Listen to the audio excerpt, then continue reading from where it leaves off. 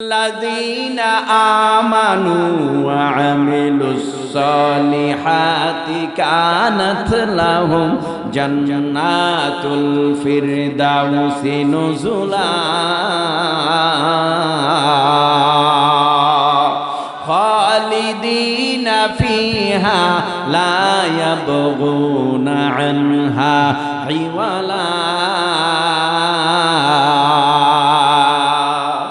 বান্দা বান্দিরা যদি দুইটা কর্মসূচি মানো মরতে দেরি করবা জান্নাতুল ফিরদাউসে যাইতে দেরি হবে না মিনহা খালাকনাকুম ওয়া ফিহা নুঈদুকুম এ মাটির মানুষ অল্প সময়ের জন্য কিছু সময় এখন থেকে দেখো মনটা নরম বানাতে পারো কিনা জমিনের মধ্যে আল্লাহ পাক মাটি দিয়া বানাইছে আবার মাটির সাথে আমাদের মিলায় দেবে এই এলাকার মধ্যে বহু মুরব্বীরা কবরে চলে গেছে মা চলে গেছে বাবা চলে গেছে ভাই চলে গেছে বোন চলে গেছে এরা যে কবরে গেছে আর ওই কবর থেকে ফিরে আসে নাই ওই কবর খনন কইরা তাদের লাশ তালাশ করে পাওয়া যাবে না কারণ ওই কবরে মানুষ একবার চলিয়া গেলে মাটির মানুষ মাটি গিলিয়া ফেলে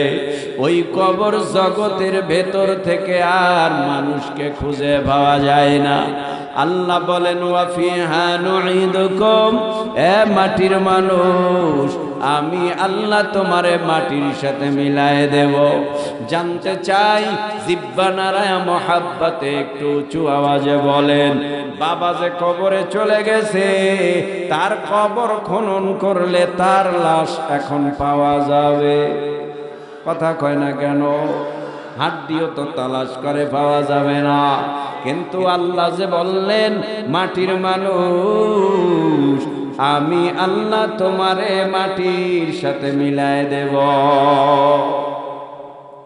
আব্বা জান কি আল্লাহ মাটির সাথে মিলায় দিল আম্মা জান কি মাটির সাথে মিলায় দিল এলাকার কত মুরব্বীরা মাটির সাথে মিলে গেল জমিনে এখন তাদেরকে খুঁজে পাওয়া যাবে না এমন একটা সময় আসতেছে তুমি আমিও মাটির মানুষ মাটির সাথে মিলে যাব মাটির সাথে মিলে যাওয়ার আগে কতই না কষ্ট জমিনের মধ্যে করি বাঁচার জন্য কিভাবে আমি বাঁচব কিভাবে সংসার বাঁচাবো কিভাবে ছেলে মেয়েরে মানুষ করব এই টেনশন কিন্তু আখিরাতে বাঁচার জন্য মোটেও টেনশন নাই ফজর জোহর আসর মাগরিব ইশা নাই এক ওয়াক্ত নামাজ নাই নবীর সুন্নাত নাই নফল তো দূরের কথা আল্লাহর ইবাদত ঠিকমতো যদি আমগো মধ্যে থাকতো আল্লাহর কসম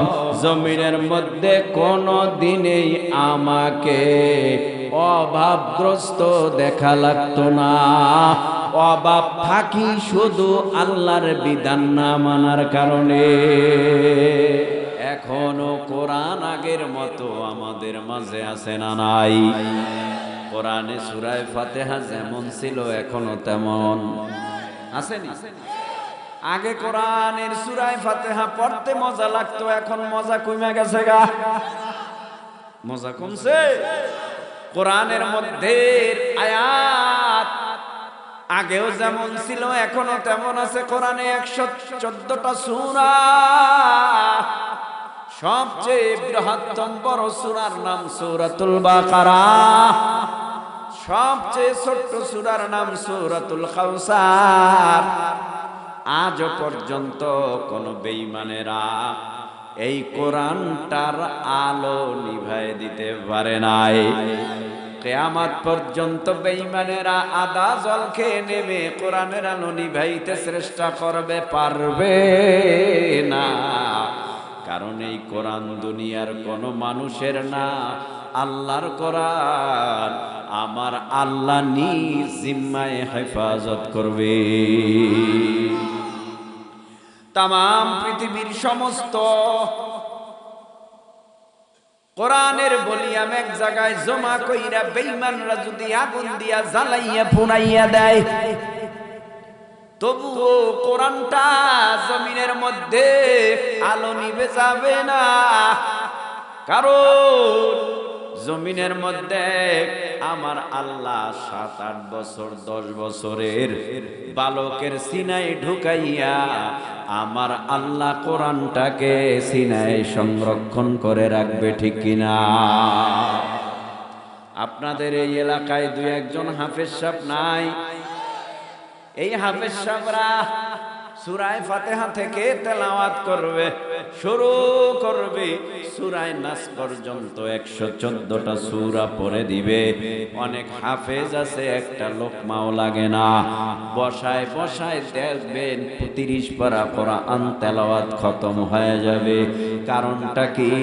আমার আল্লাহর কোরআনের এমন মহিমা, আমার আল্লাহর কোরআনের এমন মুজিজা, এই জমিনের মধ্যে নজর করে তাকায় দেখবেন সরে অ সরে আ আকার রস্যিকার ক খ এবিসিডি এরকম একটা আদর্শ লিপির বই আমাদের মাঝে আছে। সন্তানকে যদি ক খ বানান শিখাতে হয়, আকার রস্যিকার শিখানো দরকার, সরে ও সরে আ শিখানো দরকার, এবিসিডি শিখানো দরকার। প্রাথমিক পর্যায়ে কি শিখাইলে সন্তান বাংলা পড়তে পারবে, কি শিখাইলে ইংরেজি পড়তে পারবে, এগুলি আগে শিখানো হয়। আমি বুঝাইতে চাই, একটু মহাব্বতে জিহ্বা নাড়ায়া বলেন। আদর্শ লিপি একটা বই আছে, আপনার ঘরেও আছে, সবার ঘরে আছে, একটু বলবেন কি এই আদর্শ লিপির বইয়ের কোন হাফেজ ফরিদগঞ্জে পাওয়া যাবে? বুঝেন নাই মনে হয়।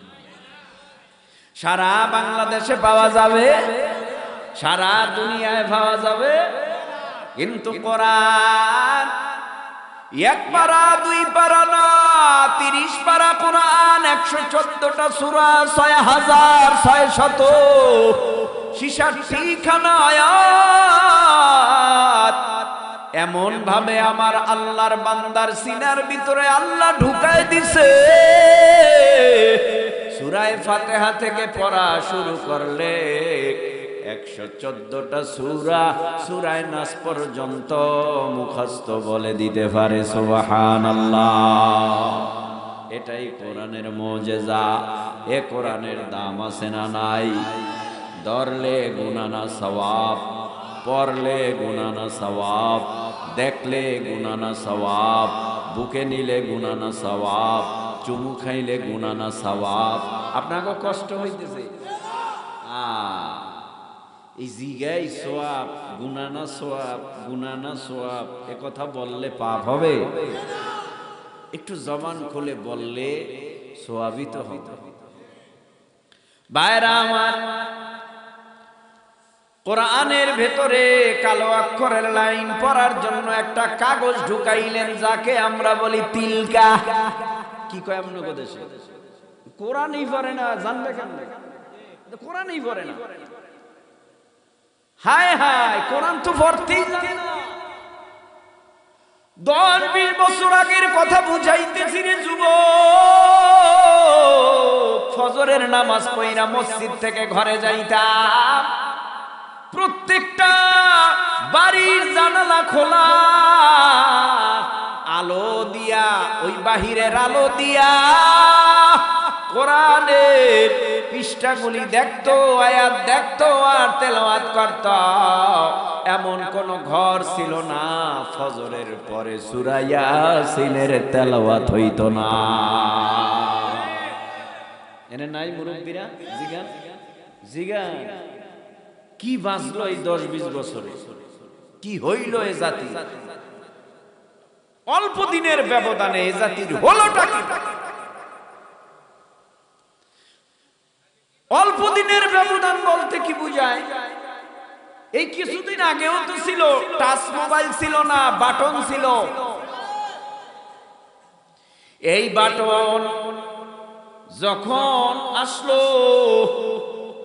বাটনের পরে টাচ মোবাইল আসলো, আসার পরেই গজব শুরু হয়ে গেল। এই শুরু হইল কোরআন তেলাওয়াত থেকে দূরে থাকা। এই শুরু হলো এখন বুড়ার জোয়ান নাই, দাদার দাদি নাই, নানার নানি নাই, সবাই রাতেই মোবাইল। কি দেহ? কাটর। আমার একটু দেহ তো দেই, কেমন দেখায়? দাদা টান দিয়ে নিয়ে কি মজা পাইছে, হারারাত কার্টুন দেখতেছে, কোরআনের তেলাওয়াত নেই। ঘরের থেকে আগে রহমত বাহিরে ছড়িয়ে যেত এলাকার ভেতরে, কোনো এই কোরআনের তেলাওয়াতে কোনো গজব আসতো না। এখন খালি একটার পরে একটা গজব, বন্ধ নাই, ঠিক কিনা বলো? গজব বন্ধ নয়, বন্ধ হবেও না। যতদিন পর্যন্ত কোরআনের আওয়াজ ঘরে না ঢুকাবা ততদিন পর্যন্ত গজব বন্ধ হবে না। ফজরের নামাজের পরে সূরা ইয়াসিনের তেলাওয়াত করো ভাই, জোহরের পরে সূরা ফাতিহা তেলাওয়াত করো ভাই, আসরের পরে সূরা নাবা তেলাওয়াত করো ভাই, মাগরিবের পরে সূরা ওয়াকিয়া তেলাওয়াত করো ভাই, ইশারের পরে সূরা নাবা তেলাওয়াত করো। আজকে আমাদের মধ্যে কোরআনের তেলাওয়াত নাই। কোরআনের তেলাওয়াত যদি থাকতো মানুষগুলি এত অসভ্য হতো না। আজও দেখবেন যারা রীতিমতো কোরআনের তেলাওয়াত করে, আগেও যেমন ছিল এখনো তেমনই আছে, এখনো তেমনই আছে। যুব সমাজ, তরুণ কিশোর, তোমাদের পায়ে ধরে বলি, শিখলা তো কম কিছু শিখলা না, কোরআনটা শিখতে পারো না। তোমার বাবাই তোমারে কোরআন শিখায় না, এই বাবার বুকে পাড়া দিয়া সন্তান টেনে টেনে জাহান্নামে নিয়ে যায়।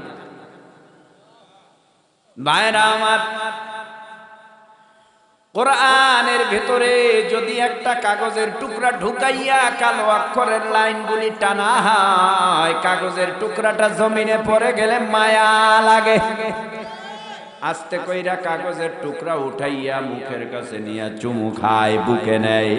কারণ কি? কাগজের টুকরা কোরআন। কয় না, তাহলে চুমা খায় কেন? বলে চুমা খাওয়ার কারণ তার প্রতি মায়া হওয়ার কারণ, কোরআনের ভিতরে কোরআনের সহবত নেওয়ার কারণে। কাগজের টুকরা নাই, এখন এই কোরআনের সহবতে কাগজের টুকরাটাও দামি হয়ে গেছে। একটা কার্ডের উপরে কোরআন থইয়া কোরআন তেলাওয়াত করা হয়, যাকে বলা হয় রেহাল। অল্প দিনের ব্যবধানে কার্ড দামি হয়ে গেছে। অল্প দিনের ব্যবধানে একটা কাপড় দিয়া কাবার বা জুজদান বানাইয়া কোরআনটারে ময়লা যেন না বরে এই জন্য কাবার ঢুকাইয়া তাকে হেফাজত করা হয়। সামান্য একটা কাগজের টুকরার দাম বাড়লো কোরআনের সহবতে, কানের দাম বাড়লো কোরআনের সহবতে, একটা কাপড়ের দাম বাড়লো সহবতে, কোরআনের সহবতে। যুবক জিব্বা নাড়ায় বলো, যার সিনার ভিতরে কোরআন আছে তাদের সহবতে বসলেও ওই মানুষের দাম বাড়ায় দেবে কে? দাম বেড়ে যাবে। আর দাম বাড়াইতে হলে নিজের নত কইরা বলা লাগবে। যাই হোক, আমি একটু দুই টুকরা আয়াতে কারিমা তেলাওয়াত করেছি। আল্লাহ পাক রব্বুল আলামিন এই কোরআনের মধ্যে কি বয়ান করেছেন? আল্লাহ পাক বলে মিনহা খলাকনাকুম, পরিচিত আয়াত, খুব পরিচিত আয়াত। এখন থেকে আমার কথাগুলি একেবারে দিলের কান লাগাইয়া আমলের নিয়াইতে শুনুন। হতে পারে কিছু কথা দিলে বসলে আস্তে করে অন্তর ভেঙে চোখে দুই এক ফোঁটা পানিও আসতে পারে। আর যে ব্যক্তি দুই এক ফোঁটা পানি চোখের ফেলতে পারবে, আল্লাহর কসম, এই পানি তোমাকে জাহান্নামের আগুন থেকে বাঁচিয়ে দিবে। আল্লাহ পাক রব্বুল আলামিন বলে মিনহা খলাকনাকুম ওয়া ফিহা নুঈদুকুম ওয়া মিনহা নুখরিজুকুম তারাতান উখরা।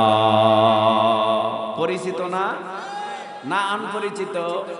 কেমন পরিচিত? বলে এই আয়াত পড়ে পড়ে বাবারে মাটি দিলাম, এই আয়াত পড়ে পড়ে দাদারে মাটি দিলাম, এই আয়াত পড়ে পড়ে আমার দাদু নানা নানুরে মাটি দিলাম।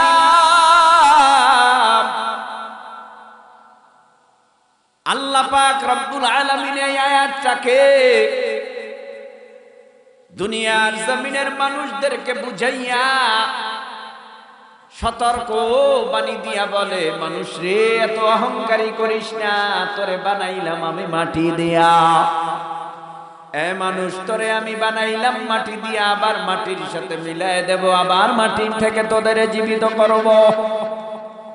বানাইলাম মাটি দিয়া, মিলাইয়া দিব মাটির সাথে, আবার এই মাটির থেকেই তোমাদের জীবিত করব। এই হলো আয়াতের তরজমা। লম্বা, অনেক ব্যাখ্যা লম্বা, একটু জিহ্বা নাড়ায়া উঁচু আওয়াজে বলবা, ভাই আমরা নূরের তৈরি, আগুনের তৈরি না মাটির তৈরি? আল্লাহ আমাদেরকে মাটির দ্বারা বানাইছে।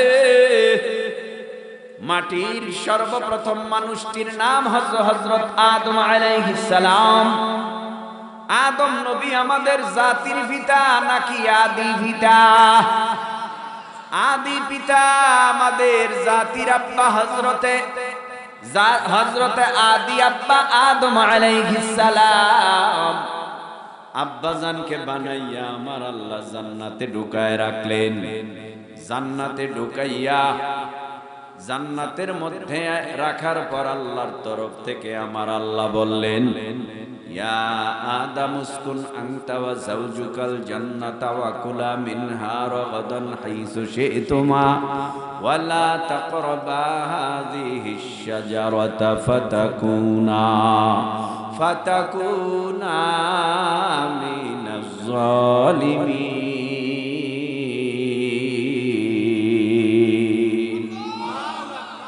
আল্লাহ বলেন, ও আদম, জান্নাতের সব নিয়ামত তোমার জন্য হালাল করে দিলাম। যেখানে যাওয়ার যাও, যা খাওয়ার খাও, যা পান করার করো, কিন্তু সাবধান, গন্ধম গাছের কিনারায় যাইবা না। ওখানে গেলেই কিন্তু ধ্বংস হয়ে যাওয়া। আদম পয়গম্বর জান্নাতের ভিতরে ঘোরাফেরা করে, কিন্তু গন্ধম গাছের কিনারায় যায় না। যা খাওয়ার খায়, যা পান করার করে, সতর্ক অবস্থানে থাকে, সব জায়গায় যায়, গন্ধম গাছের কিনারায় যায় না। হঠাৎ আদম নবীর অন্তরের মধ্যে একটা চাহাত জাগলো, চাহিদা জাগলো। অন্তরের খবর তো দুনিয়ার কেউ জানে না, বাবা জানে না, মা জানে না, ভাই জানে না, বোন জানে না, পীর জানে না, ইমাম জানে না, নবীরা জানে না। অন্তরের খবরের অন্তরের মধ্যে কি চাহিদা একমাত্র আমার আল্লাহ জানেন। অন্তরের মধ্যে কি চাহিদা জাগলো? জান্নাতে একা একা ভালো লাগে না, এখন একজন সঙ্গিনীর দরকার। আমার আল্লাহ এখন আদম নবীর সঙ্গিনী বানায় দেবে। আদম নবীর সঙ্গিনী বানাবার জন্য জিব্রাইলকে পাঠায়, ও জিব্রাইল যাও, আমার আদম ঘুমাইতেছে, তার বাম পাজর থেকে বাঁকা ছোট্ট একটা হাড্ডি ভেঙ্গে আমার কাছে জমা দাও। আদম পয়গম্বরের কাছে হাড্ডি ভেঙ্গে জমা দেয়। আমার আল্লাহ তো কুল আলা হুকুম ফায়াকুন, যখন যা চান তখন তা করতে পারেন। এই হাড্ডি থেকে আমাদের আদি আম্মা হযরত হাওয়া আলাইহিস সালামকে বানায়া আব্বাজানের কাছে বসা করায় রাখলে। আব্বাজান ঘুম ভেঙ্গে দেখে তার কাছেই বসা সুন্দরী কুমারী রূপসী একটা মেয়ে। জীবনে যারে কোনদিন আমার আদি আব্বা দেখে নাই, দেখার পর আল্লাহকে ডেকে বলে, আল্লাহ এই জান্নাতের মধ্যে এটাকে? আল্লাহ বলেন, তোমার বিবি হবে। বিবি, ও আল্লাহ আমার বিবি হবে। আমার জন্য বানাইছো, তার প্রতি দিয়ে আমার মায়া লাগে, ভালোবাসা। আল্লাহ কয়, হ্যাঁ, তবে এখন এই না, আমি আল্লাহ নিজে এখন তোমাদের কাজী ভাইয়া বিয়া পড়ায় দেব। ফিরিস্তাদেরকে সাক্ষী রাইখা বিয়া হয়ে গেল। আদম নবী এখন আব্বাস আম্মা জানের দিকে আগায়, মহাব্বতের নজর দেয়। আল্লাহ কয় এখনো সামনে, তার সামনে যাইও না। কেন? বিয়া না হয়ে গেছে। আল্লাহ কয় বিয়া হয়ে গেছে বটে, আর একটা বড় দায়িত্ব আছে তোমার। কি দায়িত্ব? মোহর আদায় করো। মোহর মহারানা কি দিয়া আদায় করো? আমি দুরূদ পড়িয়া মোহর আদায় হয়ে গেছে। এখন আম্মাজান জান্নাতে বসবাস করে। লম্বা ঘটনা। আব্বাজান জান্নাতের মধ্যে ঘুরে, আম্মাজানও ঘুরে, যেখানে যাওয়ার যায়, যা খাওয়ার খায়। আব্বাজান গন্ধম গাছের কিনারায় যায় না। শয়তান তো গন্ধম গাছের কিনারায় বৈশা ধোঁকা দেওয়ার জন্য পাগল হয়ে আছে। এদিকে চলেই গেল গন্ধম গাছের কিনারায়। হঠাৎ আম্মাজান যাওয়ার ভর ডাক দিয়া বলে, ও হাওয়া, তুমি কি জান্নাতে থাকতে চাও না দুনিয়ায় যেতে চাও? কয় দুনিয়া কি আবার, দুনিয়া কি আবার? না না না না, এত আরাম আয়েশের জায়গা রাইখা আমি দুনিয়ায় যেতে চাই না। তাহলে আমার পরামর্শ শুনবানি? বলেন আপনার পরামর্শ। আপনারে দেখতে তো খারাপ দেখায় না, বড় আলেমের মতোই দেখায়। আপনারে দেখতে তো খারাপ দেখায় না, বড় পাগড়িওয়ালা টুপিওয়ালা ভালো মানুষের মতোই তো আপনারে দেখা যায়। আপনি মনে হয় খারাপ পরামর্শ দিবেন না, ধোকা জাগা মতর দিয়া ফেলছে। আম্মা জানরে ডাক দিয়া কয়, আমার হাতে এমন একটা ফল আছে, যেই ফল খেলে দুনিয়ায় যাওয়া লাগবে না, জান্নাতেই থাকতে পারবা। কয় আমি জান্নাতে থাকব, আমার স্বামী আদমের কি অবস্থা হবে? বলে তোমার স্বামীরেও যদি চলে বলে কলে কৌশলে খাওয়াইতে পারো, তাহলে জান্নাত থেকে দুজনের একজন কেউ বের হবা না। আল্লাহ কয় গন্ধম খাইলে জান্নাতে থাকতে পারবা না। আর ইবলিস কয় গন্ধম না খেলে জান্নাতে থাকতে পারবা না। শয়তানের ধোকায় পইরা আম্মাজান খাইয়া ফেলছে, আব্বাজানকেও চলে বলে কলে কৌশলে খাওয়ায়া ফেলছে। আব্বাজান আম্মাজান জান্নাতে, খাওয়ার পর পেটে নাড়া মারছে, পায়খানার ব্যাগ হইছে। জান্নাতে তো টয়লেট নাই, বাথরুম নাই যে সেখানে যায়া পায়খানা করবে, হাজত সারবে। আমার আল্লাহ বলেন, আদম হাওয়ারে আমি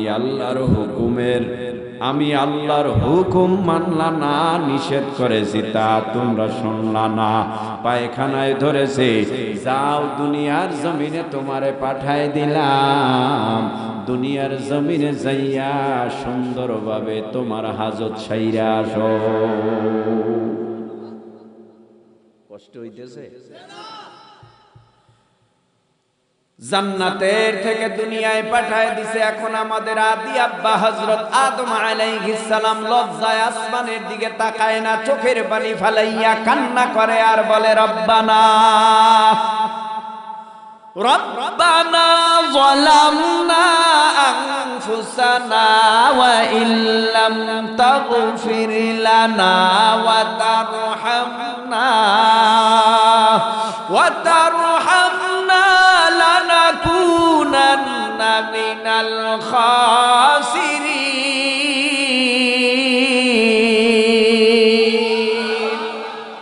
আল্লাহু আকবার বললে গুনাহ হয়?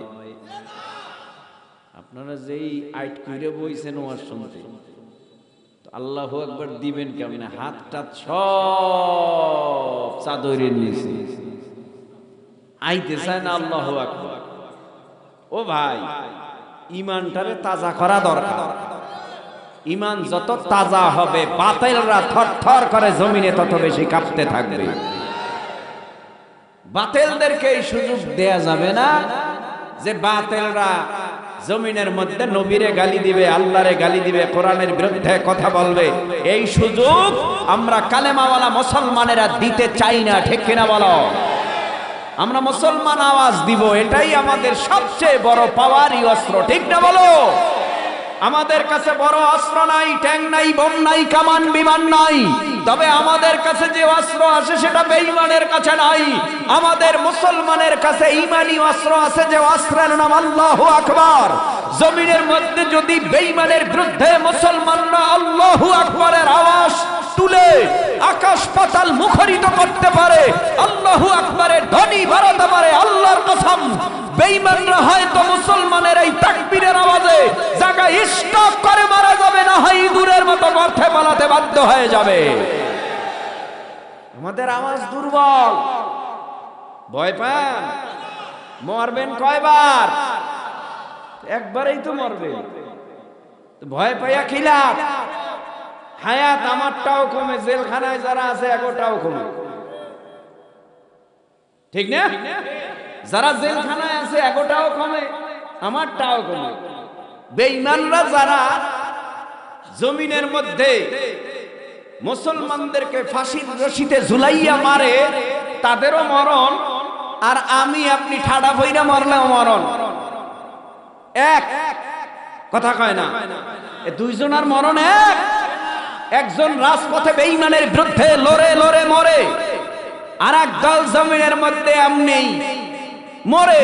দুজনের মরা এক না। বেঈমানের বিরুদ্ধে লড়ে মরা এটা কফলি মরণ, আর বেঈমানরা যদি অন্যায় ভাবে কাউকে গুলি করে মারে, বুঝতে হবে ওটা হলো জমিনের মধ্যে কাপুরুষ। যারে মারলো এটা বীর পুরুষ, আর এই বীর পুরুষ শাহাদাত বরণ করে শহীদের মর্যাদা দিয়ে আল্লাহর আদালতে উঠে যাবে।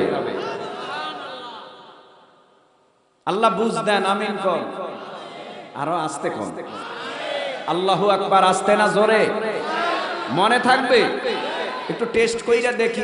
আপনারা বলেন তো আল্লাহু আকবার।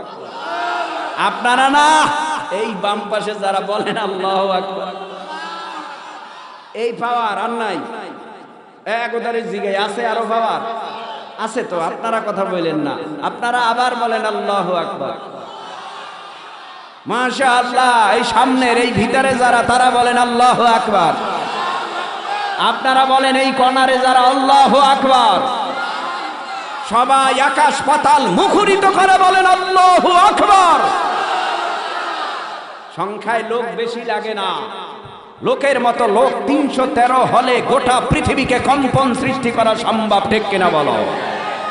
লোক বেশি লাগে না, আওয়াজ লাগে, ঠিক না? ঈমান লাগে, ঈমান মজবুত লাগে। জমিনের মধ্যে আওয়াজ যদি দেয়া যায়, বেঈমানরা মনে করবে মুসলমানরা ঘুমায় না। না না, ইসলামের বিরুদ্ধে, কোরআনের বিরুদ্ধে, আলেম ওলামার বিরুদ্ধে কথা বলা যাবে না।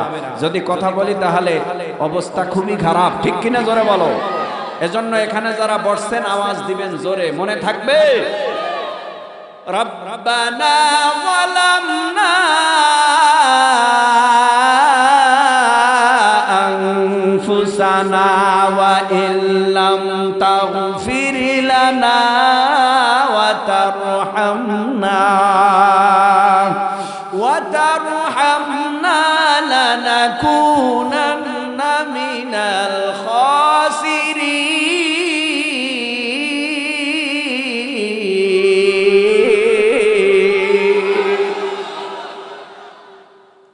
কান্না করে আব্বাজান, রব্বানা যালামনা, হে রব জুলুম করেছি, আনফুসানা নফসের সাথে, ওয়া ইল্লাম তাগফির লানা আমারে ক্ষমা করে দাও, ওয়া তারহামনা লানাকুনান্না মিনাল খাসিরিন তুমি যদি আমারে ক্ষমা না করো আমার উপায় নাই।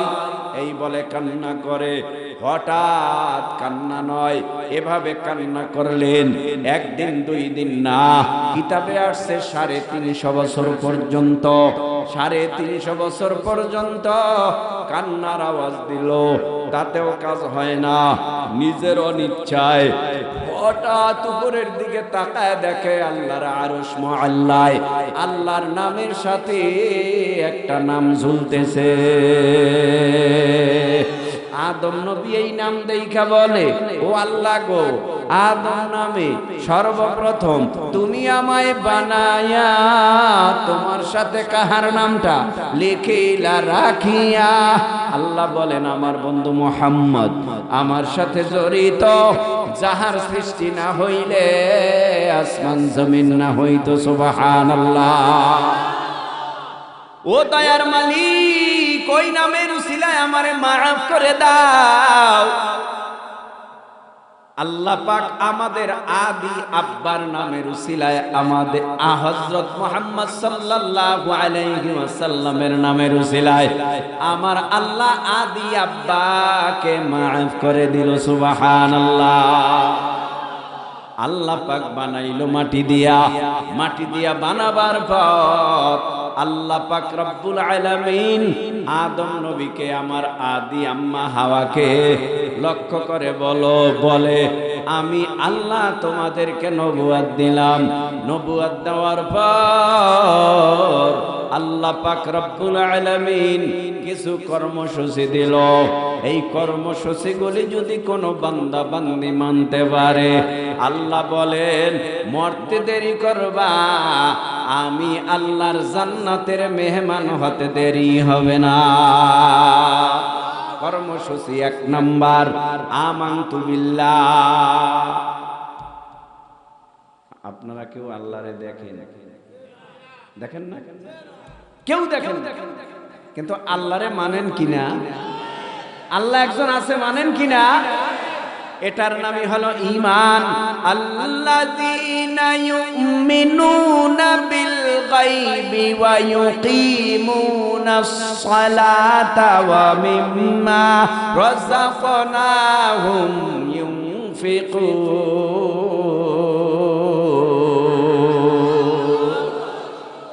আমরা আল্লাহরে দেখি না, তারপরেও নামাজ পড়ি, যাকাত প্রদান করি, কারণ আল্লাহ গায়েব। আল্লাহরে দেখা যায় না, ধরা যায় না, ছোঁয়া যায় না। আল্লাহ এমন আল্লাহ। আল্লাহ পাক রব্বুল আলামিন বলেন অদৃশ্যের উপরে বান্দা বান্দি বিশ্বাস করো। বান্দা বান্দি আল্লাহর অদৃশ্যের উপরে বিশ্বাস করার নামই হলো ঈমান। যারে দেখি না তারে মানি, নবীরে দেখি না নবীকে স্বীকার করি। অদৃশ্যের উপরে বিশ্বাস, তার মানে আমার আল্লাহকে আমি মেনে নিলাম। আল্লাহ বাদে কেহ মাবুদ নাই। মুহাম্মাদুর রাসূলুল্লাহ সাল্লাল্লাহু আলাইহি ওয়াসাল্লাম আল্লাহর পাঠানো পয়গম্বর। তাহলে সর্বপ্রথম হয়ে গেল আল্লাহর 1 নাম্বার কর্মসূচি মানা। 1 নাম্বার কর্মসূচির নাম হলো ঈমান। 2 নাম্বার কর্মসূচির নাম হলো নেক আমল। এ আল্লাহর বান্দারা, 1 নাম্বার কর্মসূচি ঈমান, 2 নাম্বার হলো নেক আমল। এই দুটো কর্মসূচি যদি কেউ মানতে পারে, আল্লাহ পাক রব্বুল আলামিন একটা বাড়ির ঘোষণা করেছে, যেই বাড়িটা জান্নাতের 8 বাড়ির বড় বাড়ি। সুবহানাল্লাহ। জান্নাতের 8টা বাড়ি আছে, জান্নাতের 8টা বাড়ি আছে। এই জান্নাতের 8টা জান্নাতের সর্ববৃহত্তম বাড়ি, যেই বাড়িটার নাম হলো জান্নাতুল ফিরদাউস। ইন্নাল্লাযীনা আমানু ওয়া আমিলুস সালিহাতি কানাত লাহুম জান্নাতুল ফিরদাউসি নুজুলা খালিদিনা ফিহা লা ইয়াবগুনা আনহা হিওয়ালা। এ বান্দা বান্দিরা, যদি 2টা কর্মসূচি মানো, মরতে দেরি করবা, জান্নাতুল ফিরদাউসে যাইতে দেরি হবে না। মিনহা খালাকনাকুম ওয়া ফিহা নুঈদুকুম। এ মাটির মানুষ, অল্প সময়ের জন্য কিছু সময় এখন থেকে দেখো মনটা নরম বানাতে পারো কিনা। জমিনের মধ্যে আল্লাহ পাক মাটি দিয়া বানাইছে, আবার মাটির সাথে আমাদের মিলায় দেবে। এই এলাকার মধ্যে বহু মুরব্বীরা কবরে চলে গেছে, মা চলে গেছে, বাবা চলে গেছে, ভাই চলে গেছে, বোন চলে গেছে। এরা যে কবরে গেছে আর ওই কবর থেকে ফিরে আসে নাই। ওই কবর খনন কইরা তাদের লাশ তালাশ করে পাওয়া যাবে না। কারণ ওই কবরে মানুষ একবার চলিয়া গেলে মাটির মানুষ মাটি গিলিয়া ফেলে। ওই কবর জগতের ভেতর থেকে আর মানুষকে খুঁজে পাওয়া যায় না। আল্লাহ বলেন ওয়া ফিহা নুঈদুকুম, এ মাটির মানুষ আমি আল্লাহ তোমারে মাটির সাথে মিলায়ে দেব। জানতে চাই জিব্বা নারায়া মহাব্বতে একটু উঁচু আওয়াজে বলেন, বাবা যে কবরে চলে গেছে তার কবর খনন করলে তার লাশ এখন পাওয়া যাবে? কথা কয় না কেন? হাড্ডিও তো তালাশ করে পাওয়া যাবে না। কিন্তু আল্লাহ যে বললেন মাটির মানুষ আমি আল্লাহ তোমারে মাটির সাথে মিলায় দেব। আব্বা জানকে আল্লাহ মাটির সাথে মিলায় দিল, আম্মা জানকে মাটির সাথে মিলায় দিল, এলাকার কত মুরব্বীরা মাটির সাথে মিলে গেল। জমিনে এখন তাদেরকে খুঁজে পাওয়া যাবে না। এমন একটা সময় আসতেছে তুমি আমিও মাটির মানুষ মাটির সাথে মিলে যাব। মাটির সাথে মিলে যাওয়ার আগে কতই না কষ্ট জমিনের মধ্যে করি বাঁচার জন্য। কিভাবে আমি বাঁচব, কিভাবে সংসার বাঁচাবো, কিভাবে ছেলে মেয়েরে মানুষ করব, এই টেনশন। কিন্তু আখেরাতে বাঁচার জন্য মোটেও টেনশন নাই। ফজর জোহর আসর মাগরিব ইশা নাই, এক ওয়াক্ত নামাজ নাই, নবীর সুন্নাত নাই, নফল তো দূরের কথা। আল্লাহর ইবাদত ঠিক মতো যদি আমগো মধ্যে থাকতো, আল্লাহর কসম জমিনের মধ্যে কোনো দিনেই আমাকে অভাবগ্রস্ত দেখা লাগতো না। অভাব থাকি শুধু আল্লাহর বিধান না মানার কারণে। মানুষ যখন হঠাৎ অসুস্থ হয়ে যায়, এই আনুষঙ্গিক একটা কথা বলি, জিব্বা নারায় বলেন, অনেক শক্তিশালী যুবক কিশোর, অনেক শক্তি।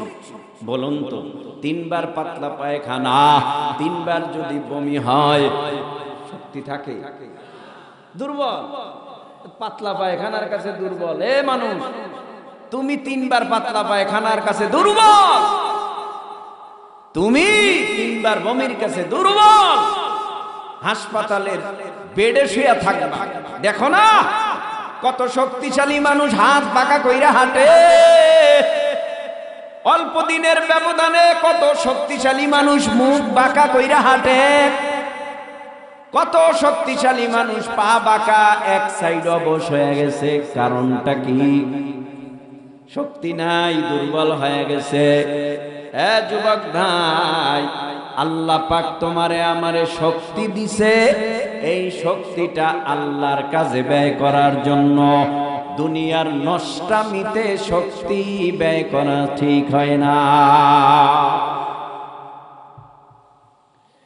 জমিনের মধ্যে বড় বড় বুজুর্গ হয়েছে কেঁদে কেঁদে কেঁদে কেঁদে কবরের চিন্তায়, কবরের চিন্তায়, হাসুরের চিন্তায়, কিয়ামতের চিন্তায় মানুষটা বিভোর। আমার কি উপায় হবে কবরে, আমার কি উপায় হবে হাসরে, আমার কি উপায় হবে আল্লাহর আদালতে।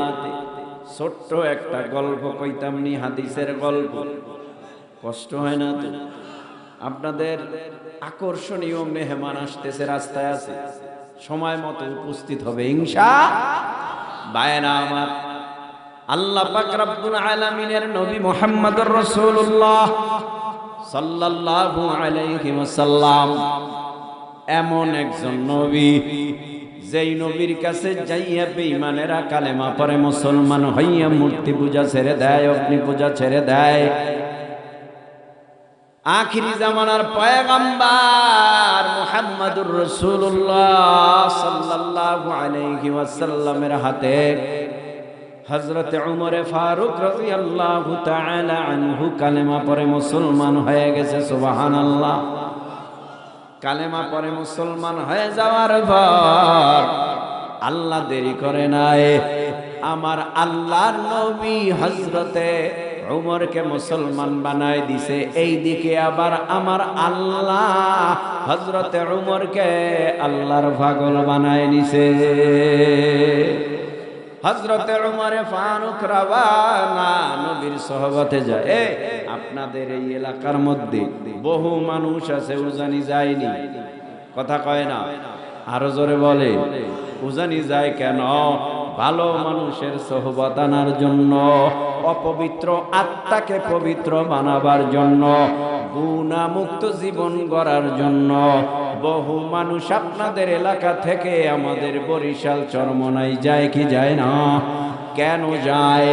ওখানে গিয়া মানুষ ভালো হয়, বেনামাজি নামাজি হয়, দিন বোঝে না দিনদার হয়। এরকম বহু মানুষ আপনাদের ফরিদগঞ্জে আছে না নাই? এ যুবক ভাই, বুঝাইতে চাই নবীর যুগে আমার নবীর দরবারে রওয়ানা হযরতে উমর রওয়ানা করেছে, নবীর সোহবত আনতে যায়। হঠাৎ করিয়া হযরতে উমরে ফারুক রাদিয়াল্লাহু তাআলা আনহু নজর পড়ে গেছে ওই মদিনার রাস্তা দিয়া হাঁটতে হাঁটতে দেখে রাস্তার পাশে একটা যুবক চোখের পানি ফেলাইয়া হাউ মাউ করে কাঁদে আর বলে, আল্লাহ, আমার এই গুনাহগার চেহারাটা তোমার আদালতে আমি কেমনে দেখাবো? আমার বড় ভয় হয়, আল্লাহ তুমি যদি আমারে মাফ না করো আমার জাহান্নাম ছাড়া উপায় হবে না। এই বলে কান্না করে সামনে কদম বাড়ায়। হঠাৎ হযরতে উমরে ফারুক রাদিয়াল্লাহু তাআলা আনহু এই যুবকটার কাছে যায়। যুবকের কাছে গিয়া বলে, যুবক, কান্না করো কেন? কি হইছে তোমার? আমি কি শুনতে পারি? যুবক বলে, ও নবীর প্রিয় সাহাবী হযরতে উমর, আমি অনেক বড় গুনাহ কইরা ফেলাইছি। উমর বলে, তওবা করো, আল্লাহ মাফ কইরা দিবে। কয়, সব তওবায় মাফ পাওয়া যায় না, আমি এত বড় গুনাহ করেছি, এই গুনাহ আল্লাহ মনে হয় মাফ করবে না। ও ভাই যুবক, তুমি আমার কাছে তোমার গুনার বর্ণনাটা দিবা? কয়, হ্যাঁ হ্যাঁ, যদি শুনতে চান দিব, তবে আমার গুনার বর্ণনা আপনি শুনলে সহ্য করে থাকতে পারবেন। হযরতে উমরে ফারুক রাদিয়াল্লাহু তাআলা আনহু বলে, তোমার গুনার বর্ণনা দাও। বলে, তুমি আমার গুনার বর্ণনা শুনলে স্থির থাকতে পারবা না। কয়, না, তুমি বলো। হযরতে উমর গুনার বর্ণনা শুনতেছে যুবকের মুখে। হযরতে উমর চোখের পানি ফালাইয়া হাউমাউ করে কাঁদে আর বলে, ও ভাই, এত বড় গুনাহ কি কেউ করে? আমি তো অনেক বড় পাপী ছিলাম, আমার দ্বারাও তো এত বড় গুনাহ করা সম্ভব ছিল না। আমিও তো নবীর গর্দান আনার জন্য তলোয়ার নিয়ে রওনা করেছিলাম, আমিও তো বড় পাপী। কালেমা পরে মুসলমান হয়ে যাওয়ার পর নাকি আল্লাহ আমার সব মাফ কইরা দিছে, কিন্তু তুমি যে গুনাহ করেছো আমার বড় ভয় লাগে, ভয়। যুবককে তুচ্ছ মনে কইরা হযরতে উমরে ফারুক চলে গেল নবীর দরবারে। এই দিকে নবী কথা বলতেছে, হঠাৎ কইরা উমরের দিকে মায়ার নবীর নজর ভরে গেছে।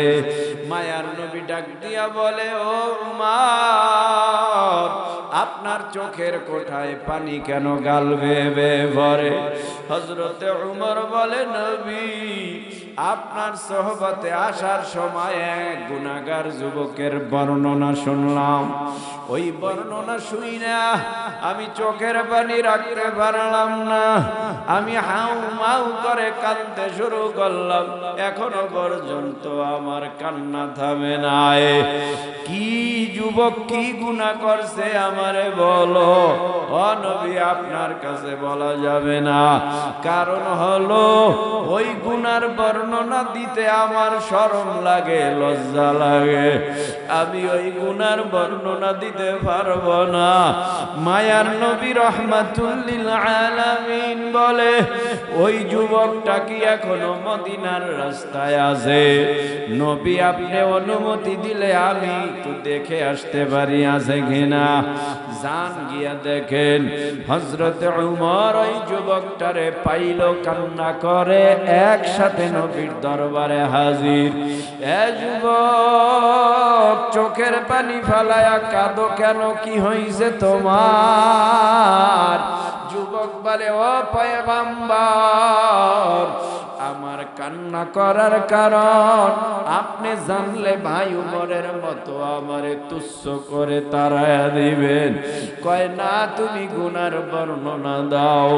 ও নবী, সবার গুনাহ একরকম, আমার গুনাহ হলো আর এক রকম।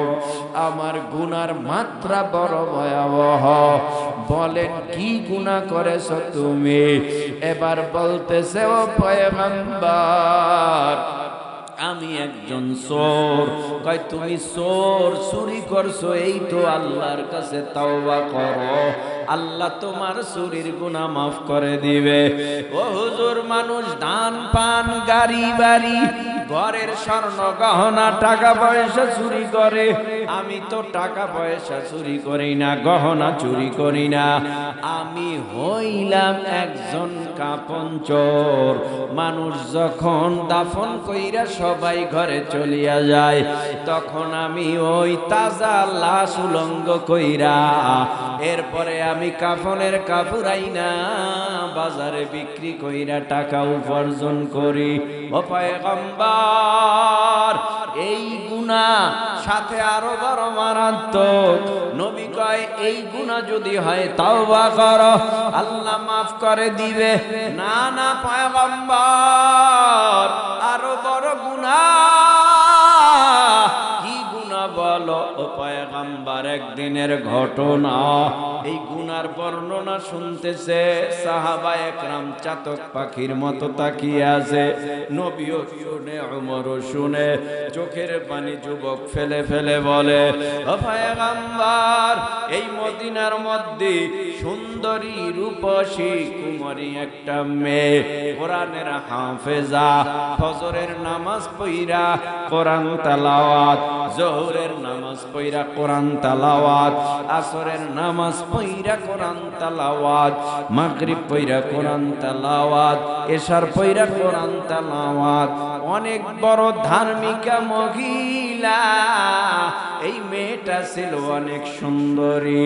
এই মেয়েটার জন্য এলাকার বহু যুবক পাগল ছিল। মেয়েটা, এই যুবকরা পর্যন্ত বলেছে, তোমার সাথে আমি ভালোবাসা করতে চাই, প্রেম নিবন্ধন করতে চাই। যুবতী বলেছে, না না, আল্লাহ বেজার হয় এমন কোন কাজ আমি করতে পারি না। আমি আল্লাহর বান্দি, নিষ্পাপ হইয়া কবরে যেতে যাই। অল্প দিনের ব্যবধানে ও পয়গম্বর, এই যুবতীটা মারাই গেল। যুবতী মারা যাওয়ার পর তারে কাফন কইরা দাফন কইরা সবাই চলে গেল। রাত গভীরে আমি কবরের ভিতরে ঢুইকা এই মেয়েটার কাফনের কাপড় আমি নিজে সব কইলা চলে আসব। এমন সময় শয়তান আমার অন্তরে ওয়াসওয়াসা দেওয়া শুরু করলো, এ যুবক, জীবনে তো কম কাফনের কাপড়, অন্য কথা এখানে কইলে ওয়াজ করে দিব। আয়রা আমার, রাগ হইতেছে, রাগ করতেছে, খারাপ লাগতেছে, কি করার আছে? সব দিক দিয়ে ঝামেলা, বুঝেন না? শুরু থেকেই ঝামেলা, কষ্ট কইরা কথা কইতেছে।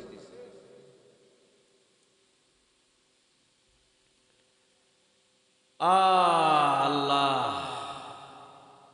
আমাদের সবাইকে মাফ করেন, কবুল করেন, বলেন আমিন।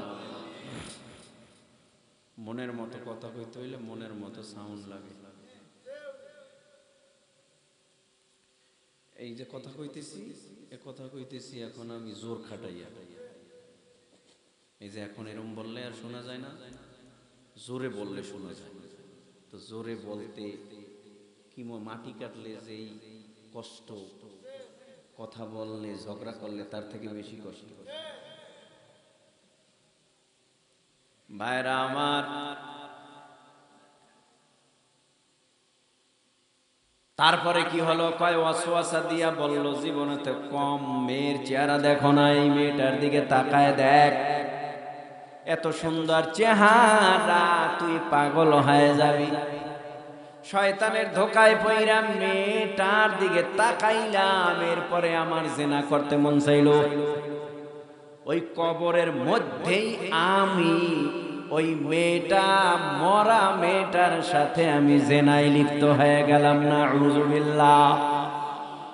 ও পয়গম্বর, একদিকে আমি কাফন চোরা, অন্যদিকে জিনাকার।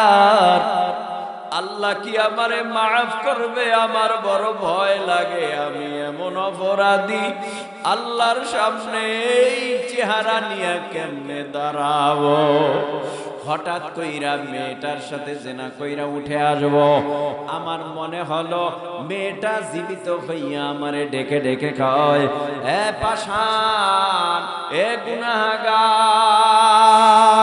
মেয়েটা আমারে ডাইকা ডাইকা এইভাবে বলে, এ গুনাহগার, বেঈমান, পাপ জীবনে তো কম কর নাই, পাপের আসুদা মিটে নাই, এত অন্যায় করলি, অন্যায় করার ভর তোর আসুদা মেটে নাই। আমি একটা নিষ্পাপ মেয়েকে, পবিত্র মেয়েটাকে কবরে আইসাও তুই জিনা কইরা নাপাক বানাই দিছ। অবস্থা তেমন ভালা না তোর, শুইনা রাখ, তুই অপেক্ষা কর, কিয়ামতের ময়দানে আল্লাহর আদালতে তোর বিরুদ্ধে আমি আল্লাহর বান্দি মামলা দায়ের করব। তোর বিরুদ্ধে মামলা দায়ের করব। তুই কত বড় পিশাচ, কত বড় অসভ্য, কত বড় নষ্ট, কত বড় লম্পট, কত বড় চরিত্রহীন, আল্লাহর কাছে তোর বিরুদ্ধে মামলা দায়ের করব। এই কথা শোনার পর যুবক লাফ দিয়া কবর থেকে ওইটা, ও নবী, আমি পাগল হয়ে গেলাম, কি করব, কার কাছে যাব? ভয় পাইছি, দুনিয়ার মধ্যে এই হালাত আমার। নবী কয়, তুমি এমন পাপ করেছ। সবাই কান্না করে, সাহাবীরা কান্না করে, নবীও কান্না করে। চলে গেল, যাও যাও যাও যাও, তোমার জায়গা আমার কাছে নাই, যেখানে হওয়ার সেখানে যাও। এইভাবে যুবকটারে যখন সরাই দিল, যুবক কোথায় যাবে? যাওয়ার জায়গা নাই, দৌড়াইয়া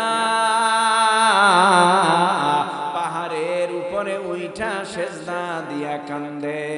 ও আল্লাহ, তাকাইয়া দেখো, নবীর কাছে জায়গা হয় নাই, সাহাবীদের কাছে জায়গা হয় নাই, তোমার কাছে কি আমার জায়গা হবে নি? তুমি আমারে মাফ করবানি? তুমি কি আমারে ক্ষমার নজরে দেখবানি?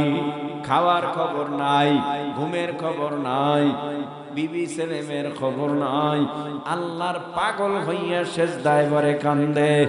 একদিন দুই দিন না, 40 দিন এইভাবে কাটলো। হঠাৎ একদিন জিব্রাইল আমিন আয়েশা নবীরে ডেকে বলে, ও পয়গম্বর, আল্লাহ কিছু প্রশ্ন করতে বলেছেন আপনার কাছে, আপনি জবাব দেবেন? হ্যাঁ ভাই জিব্রাইল, প্রশ্ন করো, জবাব দিব।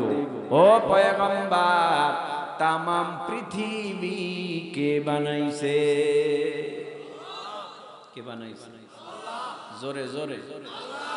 তামাম পৃথিবী মাখলুক কে বানাইছে? নবী কয় আল্লাহ। কয় তামাম পৃথিবীর মাখলুকের খানা কে খাওয়ায়? কয় আল্লাহ। কয় তামাম পৃথিবীর মানুষ যদি ভুল করে ক্ষমা কে করে? আল্লাহ। যুবক আইছিল নি একটা? কয় হ্যাঁ। জেনা করে? হ্যাঁ।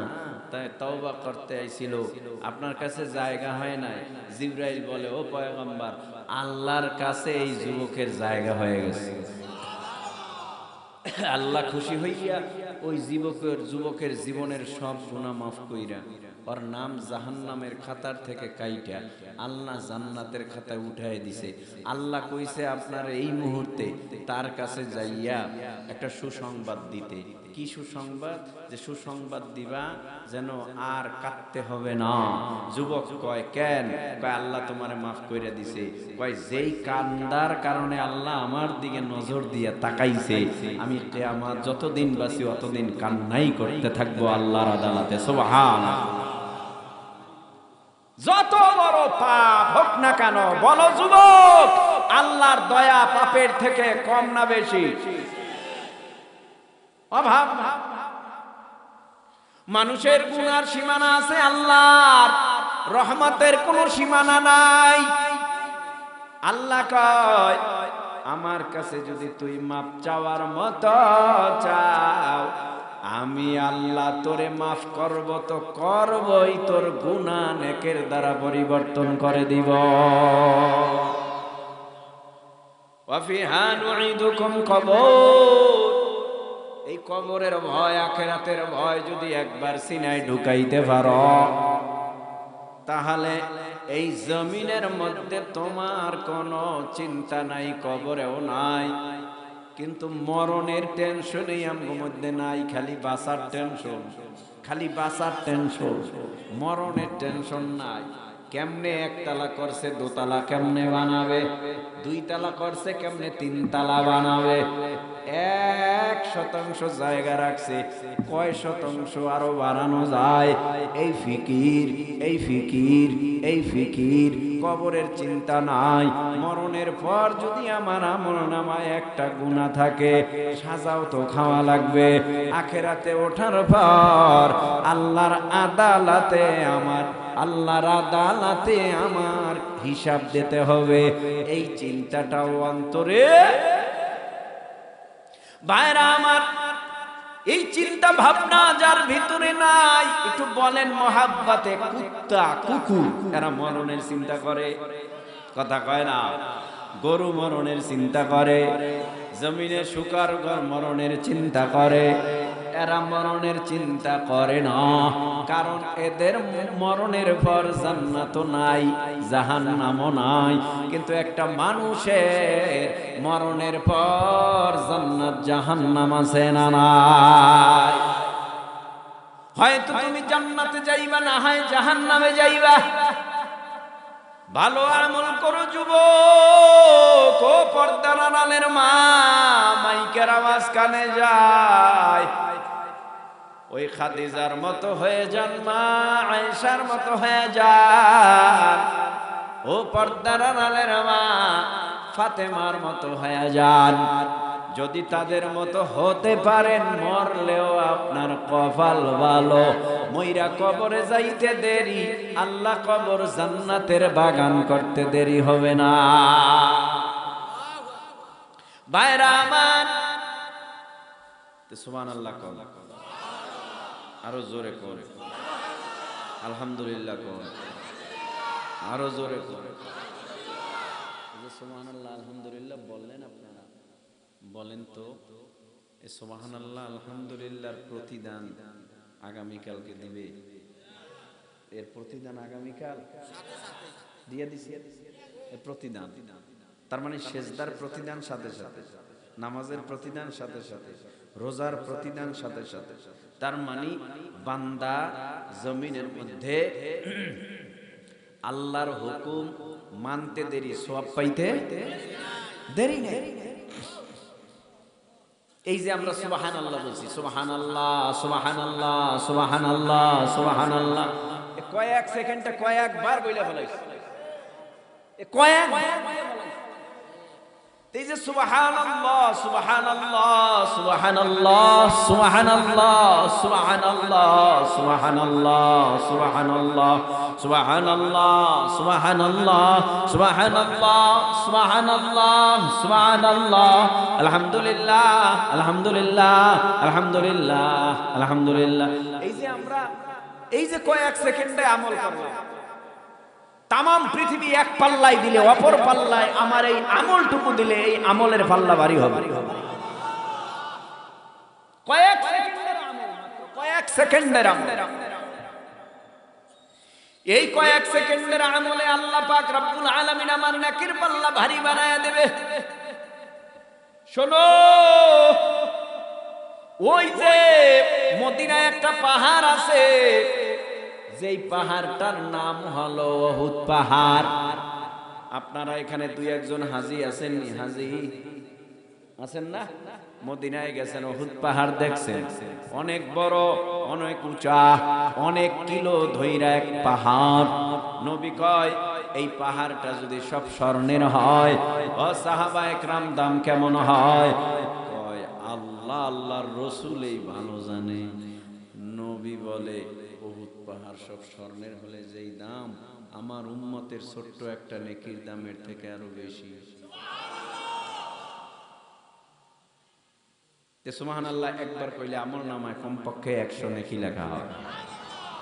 সুবহানাল্লাহ, এগুলি হাসাহাসির জিনিস না ভাই। এখানে যারা বসা আছেন, বৈশা রয়েছেন, যার কাছে ভালো না লাগে তারপরও বৈশা রয়েছেন, ভালো লাগে না কথা, যাদের কাছে কথা ভালো লাগে না তারাও বৈশা রয়েছে। তো এই যে তারাও যে বৈশা রয়েছে, আল্লাহ পাক রব্বুল আলামিন আপনাদের আমল নামায় সওয়াব দিতেই আছে। মসজিদ ঘরে যান আপনারা, মসজিদ ঘরে যাওয়ার পরে মসজিদে নামাজ পড়েন না, নামাজের আগে যাইয়া বসে থাকেন, অপেক্ষা করেন, তাসবিহও টেপেন না, দুনিয়াবি কোনো কথাও বলেন না, চুপ করে বয়ে রইছেন, না সুবহানাল্লাহ পড়েন না আলহামদুলিল্লাহ, কিছুই না, অথচ আপনি বয়ে রইছেন, অটোমেটিক আপনার আমল নামায় নফল ইবাদতের সওয়াব লেখা হইতেছে। অনেক দামি জায়গা। তো আমার এই গোটা হায়াতি জিন্দেগি নেক দিয়া সাজাতে হবে, নেক দিয়া সাজাতে হবে ইনশাআল্লাহ। বলেন রাজি আছেন তো? 5 ওয়াক্ত নামাজ পড়া যাবে ইনশাআল্লাহ। আমি একটা বুখারীর ছোট্ট হাদিস শুনাই। এই জমিনে যারা নামাজ পড়েন না তারা কোন হালাতে আছে, যা নামাজ যারা পড়ে তারা কোন হালাতে আছে? পয়গম্বর আরবি সাল্লাল্লাহু আলাইহি ওয়াসাল্লাম বলে, জমিনের মধ্যে যখন ফজরের আযান হয়, আযান হওয়ার পর এই জমিনের মধ্যে আযান হওয়ার পর কোন মাখলুক ঘুমে থাকে না, সব মাখলুক গুলো উঠে যায়, আল্লাহর তাসবিহ পড়ে, আল্লাহর তাসবিহ পড়ে। গাছের মধ্যে দেখেন না পাখি কিচিমিচি কিচিমিচি আওয়াজ দেয়, কি তারা ঘুমে নাই? ঘুম ভেঙে গেছে। ফজর নামাজের পর সবাই ঘুম ভেঙে গেছে, কারো ঘুম নাই। এই দিকে নজর করে তাকাও, তোমার ওই যে খড়ের ভিতরে, কি খড়ের ভিতরে? মুরগি মোরগ পালেন। এই মোরগ ফজরের সময় উঠে যায়, গরু ফজরের সময় উঠে যায়, শুকর উঠে যায়, কুকুর উঠে যায়, শ্রীগাল উঠে যায়, কেউ ঘুমে নাই। সব যখন উঠে যায়, আল্লাহ পাক রব্বুল আলামিন গরুর কাছে প্রশ্ন করেন, এ গরু, তোরে আমি গরু বানাইলাম, তুই কেন আমি আল্লাহর দরবারে শুকরিয়া আদায় করো? গরু বলে, আল্লাহ আমি মোটেও বেজার না, তুমি আমারে গরু বানাইছো বলে আমি বেজার। কয় না আল্লাহ গো, তুমি রে যে আমারে কুকুর বানাও নাই, এই জন্য তোমার দরবারে হাজার কোটি শুকরিয়া। জমিনের মধ্যে ফজরের আজানের পর একটা কুকুর আলহামদুলিল্লাহ বলে আওয়াজ দেয়। আলহামদুলিল্লাহ যখন গরু বলে, আল্লাহ জিজ্ঞেস করে, গরু তোরে আমি গরু বানাইলাম, তুই কেন আমার দরবারে কুকুর বানাইলাম, তুই কেন আমার দরবারে শুকরিয়া আদায় করো? আল্লাহ, তুমি যে আমারে কুকুর বানাইছো তাতে আমি মোটেও বেজার না, তুমি যে আমারে শুকর বানাও নাই, এই জন্য তোমার দরবারে হাজার কোটি শুকরিয়া। শুকর ঘুম থেকে উঠে শুকরিয়া আদায় করে, আল্লাহ তুমি যে আমারে শুকর বানাইছো তাতে আমি মোটেও বেজার না, তুমি যে আমারে বেনামাজি বানাও নাই, এই জন্য তোমার কাছে শুকরিয়া আদায় করলাম। বোঝা গেল বেনামাজির সে একটা গরুও ভালো, বেনামাজির সে একটা কুকুরও ভালো, বেনামাজির সে একটা শুকরও ভালো। এ বেনামাজি ভাই, মোহাব্বতে একটু জিহ্বা নাড়ায়া বলবা, নামাজ পড়বা কয় ওয়াক্ত? এই 5 ওয়াক্ত নামাজ না পড়িয়া ইদানিং কাল দেখা যায় বেশিরভাগ মানুষ 5 ওয়াক্ত ফরজে আইন নামাজ না পড়িয়া শুধু ফরজে কিফায়ার নামাজে দৌড়ায়। ফরজে কিফায়া বোঝেন কি? জানাজা। কারণ ফজরে খাওন দেয় না, জোহরে দেয় না, আসরে দেয় না, মাগরিবে দেয় না, এশারেও খাওন নাই। জানাজা পড়লেই খানার প্লেট সামনে। বুঝেন না? তাহলে ফরজে আইন বড় না জানাজা বড়? আপনারা বুঝেন না কথা। ফজরের নামাজ বড় না জানাজা বড়? এই জানাজা আর ফরজে আইনের তফাৎ কি? জানাজা হলো ফরজে কিফায়া, আর 5 ওয়াক্ত নামাজ হলো ফরজে আইন। তো ফরজে আইন বড় না ফরজে কিফায়া বড়? ফরজে আইন আমার পক্ষ থেকে আমার পাশে যে সম্মানী ব্যক্তি আদায় করলেই হয়ে যাবে। ফরজে আইন নামাজ আমার পক্ষ থেকে বামে যারা বসা সম্মানী মানুষেরা আদায় করলেই হয়ে যাবে। ফরজে আইন নামাজ আমার ম্যাডাম আদায় করলেই হয়ে যাবে। ফরজে আইন নামাজ আমার নেতা আদায় করলে হয়ে যাবে, পীর আদায় করলে হয়ে যাবে। বলে না না না না না না, ফরজে আইন নামাজ তোমারটা তোমারই আদায় করতে হবে। নামাজটা যে তুমি আদায় করবা বইয়া সইয়া না দাঁড়াইয়া। দাঁড়াইয়া নামাজ পড়বা, তো দাঁড়াইয়া যে নামাজ পড়বা, এই দাঁড়াইয়া যে তুমি নামাজ আদায় করবা পারো না, অসুস্থ, তাহলে কি নামাজ বাদ? তাহলে কেমনে পড়বা? বসিয়া পড়বা। বসিয়া পারো না, নামাজ বাদ। করা লাগবে না? বলে লাগবে। কলে কতক্ষণ? হুশ আসে যতক্ষণ। যতক্ষণ তোমার মধ্যে হুশ আছে ততক্ষণ পর্যন্ত ইশারায় হলেও নামাজ কাজা করিও না, সময় মতো নামাজটা আদায় করে নাও। সুবহানাল্লাহ। নবীর যুগের এক ঘটনা, এক সাহাবী নবীর কাছে গিয়া বলে, ও পয়গম্বর, আমার বাড়িতে একটা উট আমি পালি, উটের পিঠে মাল বোঝাই কইরা এরপরে আমি উটটাকে আমি সারাটা রাত ও আরাম করবে, মাল বোঝাই কইরা দিনের বেলা দোকানে মার্কেটে দিয়ে আসি। ও পয়গম্বর, রাত হয়ে গেলে আমি ঘুমাবো, কিন্তু আমারে ঘুমাইতে দেয় না, হৃদয় বিদারক আওয়াজ দেয়, ওই আওয়াজে আমি ঘুমাইতে পারি না। আপনার কাছে আসছি, কোনো তদবির আছে কিনা? নবী আমার ডেকে বলে, ও সাহাবী, তুমি হইলা বাদী, উঠ হইল বিবাদী। তো বাদী বিবাদীরে লাগবে, তাড়াতাড়ি নিয়ে আসো, তার কথা শুনবো, সে কি বলতে চায়। সুবহানাল্লাহ। উট আনছে নবীর কাছে আইসা উট আত্তাহিয়াতু সূরাতে আদবের সাথে উটটা বয়ে পড়ছে। ও পয়গম্বর কিছু কি জিজ্ঞেস করবেন? হ্যাঁ এজন্যই তো ডাকছি। উটের কথা নবী বোঝে না। নবী এবার ডেকে বলে, তোমার খানা দানা কি তোমার মালিক ঠিক মতো দেয়? হ্যাঁ। দেখাশোনা করে? হ্যাঁ। তোমার সারাদিন কষ্ট দেয় কাদার মতো? হ্যাঁ। কষ্ট দেয়। তোমার মালিকের উপরে তুমি অসন্তুষ্ট? কয় না। কেন? দানা পানিও দেয়, সবই দেয়, খাওয়া দাওয়া দেয়, দেখাশোনা করে। ঘুমে ডিস্টার্ব করো কেন? আপনার কাছে নালিশ করছে। কয় হ্যাঁ। তাহলে নালিশ যদি কইরা থাকি, ও পয়গম্বর আমার মালিকও কষ্ট করে, আমিও কষ্ট করি। আমার মালিক তো আমার পিঠে বোঝা বয় আর লাগাম দইরা টানে, আর আমার মালিকের থেকে কি আমার কষ্ট কম হয়? তারপরও আমি দুঃখ ভাই না, কষ্ট ভাই না। আমিও ঘুমামু, মালিকও ঘুমাবে। কিন্তু চিন্তা হইল মাগরিবের নামাজ পড়া আমার মালিক বিছানায় যে যায়, এশারের নামাজ কাজা হয়ে যায়। আমি তার হৃদয় বিদারক ডাক দিয়া বলি, এই ঘুম না, ঘুমাইয়া লাভ নাই। ফজর এই এশারের নামাজ আদায় করো, এরপরে ঘুমাও, ঘুম আরামে হবে। আর যদি এশার না পইরা ঘুমাইয়া যাও, এই নামাজ কাজার কারণে যদি তুমি জাহান্নামী হও, ও মালিক তুমি জাহান্নামের আযাব সহ্য করতে পারবা না। দেখলা?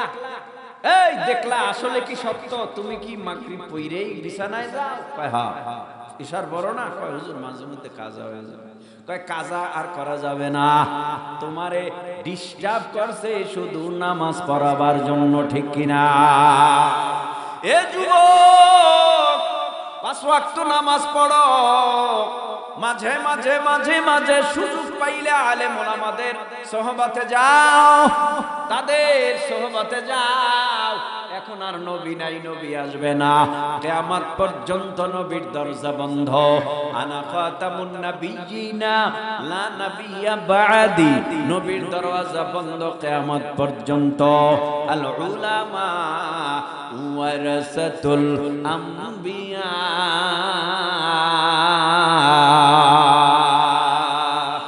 জমিনের মধ্যে আলেম ওলামা আছে, এদের দরজা বন্ধ না, এদের সোহবতে যাবা। এ যুবক ভাই, সেলিব্রিটিদের সাথে সময় না লাগাইয়া ইমামের পিছে সময় লাগাও। জমিনের মধ্যে নায়ক নায়িকাদের পিছনে সময় না লাগাইয়া ইমামের পিছনে সময় লাগাও। কোরআন পারোনি? কয় না। এখানে যারা বইছি আমরা, মাদ্রাসায় যারা পড়ি নাই, শতকরা 90% মানুষ কোরআন সহিশুদ্ধভাবে পড়ার সুযোগ আছে। কথা খান। আবার এখন কি দাফট, মসজিদে গেলে ইমাম সাহেব কয় জি, সুদের ওয়াজ করবেন না, ঘুষের ওয়াজ করবেন না। আমি যেইভাবে চলি আপনি এইভাবে চলার চেষ্টা করেন, নালে কিন্তু গাট্টি গুট্টি গোল। চাকরি কিন্তু আগামী সপ্তাহে আর করতে পারবেন না। কথা কন না কেন? এই ইমামের ভুল ধরতে গেছে। ওরে বাবা, কি কপাল ফোরা! 1 সপ্তাহ মসজিদে আহে নাই, শুক্রবারে শুক্কুর আলী মুন্সি হইছে। এই 1 সপ্তাহ পরে জুমার নামাজে আইছে, জুমা পড়তে। এখন কি দাফট, এই মসজিদে ময়লা কেন? ইমাম সাহেব কয় আপনি দেখেন ময়লা। কয় হ্যাঁ, সাফ করে ফেলান। সভাপতি সাহেব সাফ করে ফেলান। আমি মসজিদে ইমাম রাখছি কেন? কয় নামাজ পড়াইতে রাখছে। ইমাম কয় নামাজ পড়াইতে রাখছে, তা আপনারে সভাপতি বানাইছি কেন? ইমাম কয় সভাপতি বানাইছি কেন? আর সভাপতি কয় ইমাম বানাইছি কেন? ইমাম কয় আপনারে সভাপতি বানাইছি মসজিদ দেখাশোনা করার জন্য, ময়লা টয়লা জানি সাফ হয় এজন্য। আপনি পারেন বা অন্য কাউরে দিয়া করান, এটা আপনার ব্যক্তিগত ব্যাপার। আর আমারে রাখছেন নামাজ পড়াইতে, আমি নামাজ পড়াবো, ময়লা কারো দিয়া সাফ করান লাগলে করেন। শুরু শুরু শুরু। তুমি ঘাড় উঁচু কইরা তারে তুমি ইমাম মনে না কইরা চাকর মনে কইরা কথা বলতেছ, আর ইমাম একটু উঁচু গলায় কথা বললে তখন তোমার কাছে খারাপ লাগে, তোমার মতো এরকম খারাপ মানুষের মসজিদের সভাপতি হওয়ার যোগ্যতা নাই। মসজিদের সভাপতি হবে যারা 5 ওয়াক্ত নামাজ পড়বে মসজিদে গিয়া, ঠিক নেই? কথা কয় না? এখানে মসজিদ আছে না? তো মসজিদ থাকলে এটা আলাদা কথা, আমি এখানে মসজিদ নিয়ে বলিনি, সারা বাংলাদেশের কথা কইতেছি। আবার কেউ এই মসজিদের সভাপতি নামাজ পড়ে না, পড়ে, তো এই মসজিদের সভাপতিরে কই নাই, তো বোঝা গেল সেক্রেটারি নামাজ পড়ে না, পড়ে। তার মানে কি মসজিদের সভাপতি সেক্রেটারি হতে হবে দিনদার, ইমানদার, খাঁটি মুমিন, ঠিক কিনা বলেন? যদি মসজিদের সভাপতি সেক্রেটারি কমিটি আল্লাহওয়ালা হয়, আল্লাহর কসম ইমাম যদি আহলে হক হয়, আল্লাহর কসম কোরআন হাদিস দিয়ে যত বয়ান করবে ওই কমিটির কাছে তত ভালোই লাগবে। যত শক্ত কথাই বলুক না কেন কলিজায় লাগবে না, ইমামরে বাহবা দিবে। আপনার মতোই হক কথা বলনেওয়ালা ইমামের বড় অভাব। হুজুর আপনাদের আমাদের এখানে থাকবেন যুগ যুগ ধরে, আপনার চাকরির কোনো সমস্যা হবে না, ঠিক কিনা বলো?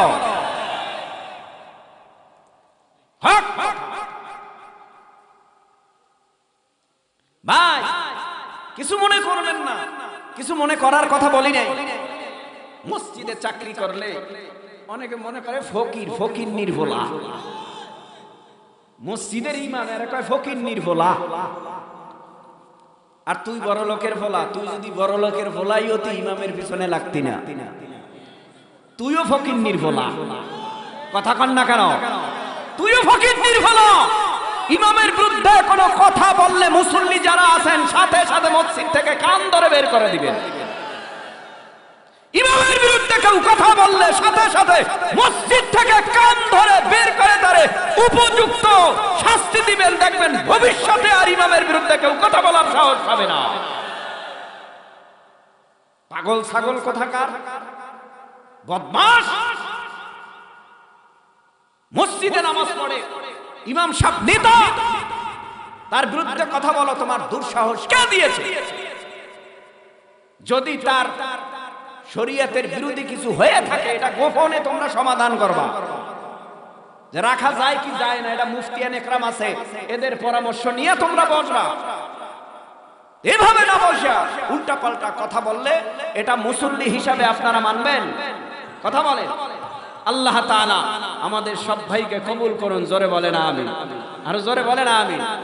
আমাদের আজকের আমন্ত্রিত আপনাদের সুপরিচিত মাওলানা মুফতি হানজালা সাহেব হাফিজাহুল্লাহ তিনি চলে আসছেন। দীর্ঘ টাইম আমি কথা বললাম, ভুল ত্রুটি আল্লাহ ক্ষমা করুন। সবাইকে আল্লাহ যেন ভালো দিকটার উপরে আমল করার তৌফিক দান করুন। সকলে বলি আমিন। ওয়া আখিরি দাওয়ানা আলহামদুলিল্লাহি রাব্বিল